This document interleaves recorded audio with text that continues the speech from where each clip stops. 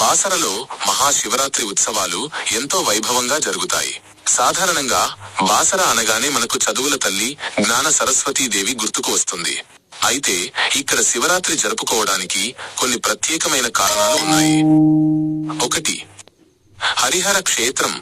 బాసర కేవలం సరస్వతి ఆలయం మాత్రమే కాదు, ఇది ఒక హరిహర క్షేత్రం. ఇక్కడ సరస్వతీదేవి క్షేత్ర పాలకుడిగా మహాదేవుడు శివుడు కొలువై ఉన్నాడు. ఈ ఆలయ ప్రాంగణంలోనే పాతాళేశ్వర స్వామి శివుడు ఆలయం కూడా ఉంది. అందుకే ఇక్కడ శివకేశవులకు భేదం లేకుండా ఉత్సవాలు నిర్వహిస్తారు. 2. వేద వ్యాసుల ప్రతిష్ఠ. పురాణాల ప్రకారం కురుక్షేత్ర యుద్ధం తర్వాత మనశ్శాంతి కోసం వేద వ్యాస మహర్షి ఈ ప్రాంతానికి వచ్చి తపస్సు చేశారు. ఆయన ఇక్కడ కేవలం సరస్వతీదేవి విగ్రహాన్నే కాకుండా శివలింగాన్ని కూడా ప్రతిష్ఠించారని భక్తుల నమ్మకం.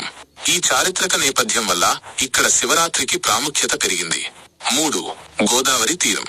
బాసర పుణ్యక్షేత్రం పవిత్ర గోదావరి నది ఒడ్డున ఉంది. శివరాత్రి పర్వదినాన నదీ స్నానానికి, శివార్చనకు ఎంతో ప్రాధాన్యత ఉంటుంది. వేల సంఖ్యలో భక్తులు గోదావరిలో పుణ్యస్నానాలు ఆచరించి సరస్వతి అమ్మవారితో పాటు పాతాళేశ్వర స్వామిని దర్శించుకుంటారు. ఉత్సవ విశేషాలు.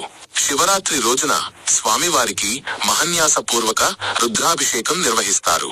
రాత్రివేళ లింగోద్భవ కాల పూజలు, జాగరణ కార్యక్రమాలు జరుగుతాయి. సరస్వతి అమ్మవారికి కూడా ఈ రోజు ప్రత్యేక అలంకరణలు, అర్చన